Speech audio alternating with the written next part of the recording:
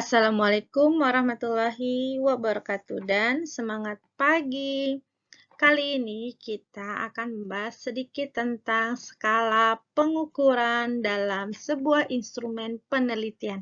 Skala yang akan kita bahas adalah skala Likert, di mana skala Likert ini digunakan untuk mengukur sikap, pendapat, dan persepsi seseorang tentang fenomena sosial.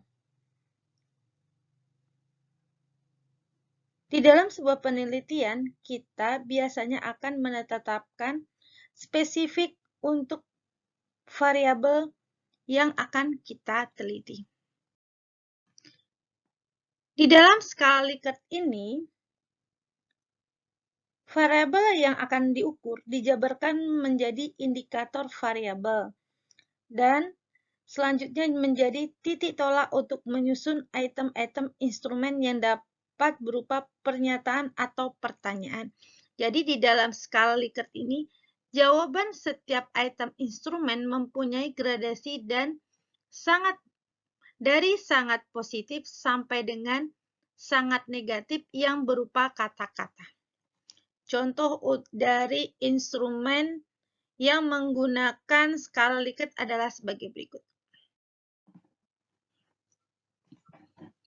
Misalnya di dalam sebuah angket atau kuesioner yang kita terima, ada pertanyaan dan jawaban pilihnya adalah sangat setuju, setuju, ragu-ragu, tidak setuju, sangat tidak setuju. Itu adalah salah satu contoh dari yang menggunakan skala Likert tadi.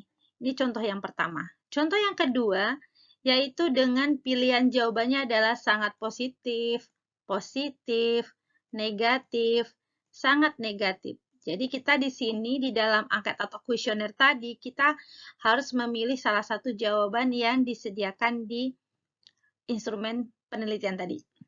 Contoh yang ketiga, misalnya ada pilihannya adalah selalu, sering, kadang-kadang, dan tidak pernah. Contoh berikutnya misal adalah sangat baik, baik, tidak baik, sangat tidak baik. Ini merupakan beberapa contoh jawaban di dalam kuesioner yang menggunakan skala Likert tadi. Di dalam kuesioner tadi, kita kan sudah mengisi sangat setuju, setuju, ragu-ragu, tidak setuju, ataupun sangat tidak setuju. Masing-masing jawaban itu kita beri skor untuk perhitungan di dalam penelitian kita. Misalnya kita memberi skor setiap jawabannya. Apabila misalnya di sini jawabannya adalah sangat setuju, kita beri skor adalah 5. Kalau setuju adalah 4. Kalau ragu-ragu kita kasih nilai 3. Kalau tidak setuju skornya adalah 2. Lalu sangat tidak setuju misalnya skornya 1. Jadi ini adalah untuk penilaian di dalam kuesioner tadi yang kita contohnya sebagai berikut. Ini contoh skala Likert untuk bentuk checklist. Jadi kalau melakukan penelitian menggunakan skala Likert tadi, ini adalah bentuk contohnya. Kalau menggunakan checklist, seperti ini tabelnya. Misalnya ada tabel, ada pertanyaan. Misalnya gini, prosedur kerja baru akan segera diterapkan di perusahaan Anda. Jadi kita ditanya, kita di sini apakah sangat setuju, setuju, atau ragu-ragu, tidak setuju atau sangat tidak setuju. Jadi kita tinggal pilih. Kalau misalnya kita pilihnya setuju, maka kita centang di bagian sini. Nah, seperti ini dan seterusnya. Ini adalah contoh bentuk pertanyaan dalam checklist. Nah, ada contoh berikutnya. Selain bentuk checklist tadi, contohnya skala Likert ini bisa dalam bentuk pilihan ganda. Misalnya sama soalnya ya. Prosedur kerja akan segera diterapkan di perusahaan Anda. Nah, kita tinggal pilih sangat setuju, setuju, ragu-ragu, tidak setuju, atau sangat tidak setuju. Tinggal kita lingkarin saja seperti ini misalnya. Atau dalam bentuk silang. Itu Nggak masalah, sudah. Yang jelas, di sini kita memiliki dua bentuk dalam membuat sekali tadi ada bentuk checklist dan pilihan ganda. Selanjutnya, di sini ada contoh yaitu di dalam pengisian data kuesioner. Misal dengan teknik pengumpulan data kuesioner atau angket, kita memberikan 100 orang karyawan sebuah kuesioner yang kita ambil secara random. Dari 100 karyawan tersebut setelah dilakukan analisis, ternyata 25 orang menjawab sangat setuju, 42 orang menjawab setuju, 13 orang menjawab ragu-ragu, 10 orang menjawab tidak setuju, dan 10 orang menjawab sangat tidak setuju. Ini adalah contoh dari sebuah penelitian di mana kita memberikan 100 kuesioner kepada karyawan. Nah, ini ada yang sudah menjawab kuesionernya tadi, ada 25, 14, 42, 13, 10, dan 10. Ini adalah totalnya adalah 100. Berdasarkan data tadi, ternyata yang menjawab setuju dan sangat setuju ada 67 orang.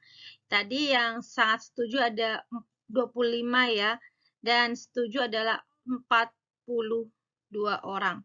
Nah, atau nilainya adalah sebesar 67% karyawan menjawab setuju dan sangat setuju. Jadi kesimpulannya, di dalam penelitian ini, mayoritas karyawan setuju dengan adanya metode kerja baru. Tadi, di atas kita sudah menentukan skor dari setiap jawaban. Misalnya sangat setuju tadi kita tentukan nilainya 5, setuju nilainya 4, ragu-ragu kita nilai 3, dan tidak setuju kita kasih skor 2, dan sangat tidak setuju skornya adalah 1. Dari hasil kuesioner yang sudah kita bagi kepada responden, maka kita menentukan berapa sih skor per pertanyaan. Jadi jumlah skor untuk 25 orang yang telah menjawab sangat setuju kita nilai 25 dikali 5 yaitu 125. Lalu 42 orang yang menjawab setuju kita kalikan dengan 4, berarti 42 dikali 4 adalah 168. Lalu jumlah skor untuk 13 orang yang menjawab ragu-ragu kita nilai 13 dikali 3 yaitu 39. Dan untuk 10 orang yang menjawab tidak setuju, kita beri nilai skor yaitu 10 dikali 2 yaitu 20. Untuk jumlah skor 10 orang yang menjawab sangat tidak setuju, 10 dikali 1. Karena skor untuk sangat tidak setuju adalah tadi poinnya adalah 1. Berarti nilainya adalah 10. Kita total keseluruhan ini maka adalah totalnya 362. Itu adalah total dari nilai semua skor dari jawaban kuesioner yang telah kita bagi kepada 100 karyawan di dalam sebuah perusahaan.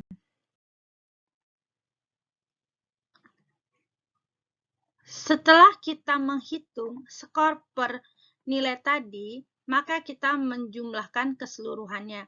Jumlah skor ideal untuk seluruh item adalah 5 kali 100, di mana nilai 5 ini adalah nilai tertinggi dari sebuah penelitian kita. Tadi nilai tertingginya adalah sangat setuju. Sangat setuju tadi skornya poinnya adalah 5. 100 ini adalah jumlah kuesioner yang sudah kita bagi ke karyawan tadi. Jadi 5 dikali 100 adalah 500. Dan jumlah skor yang kita peroleh saat penelitian adalah 362. Jadi, tingkat persetujuan terhadap metode kerja baru adalah 362 yang ini dibagi dengan 500. Ini adalah total dari jumlah skor keseluruhan jika idealnya adalah sangat setuju semua. Dikali 100%. Nilainya adalah 72,4% dari 100% yang kita harapkan tadi. Jadi, berdasarkan data yang diperoleh sebanyak 100 responden yang kita bagi kuesioner tadi, rata-rata keseluruhannya adalah 362. Ini terletak pada daerah setuju, karena kalau misalnya poinnya setuju itu adalah 4 dikali dengan 100 itu adalah 400. Jadi, kita nilainya sekarang total keseluruhan penelitian kita adalah 362. Kalau misalnya ragu-ragu, itu kan poinnya adalah 3. 3 itu adalah kalau di data keseluruhan itu kan 300.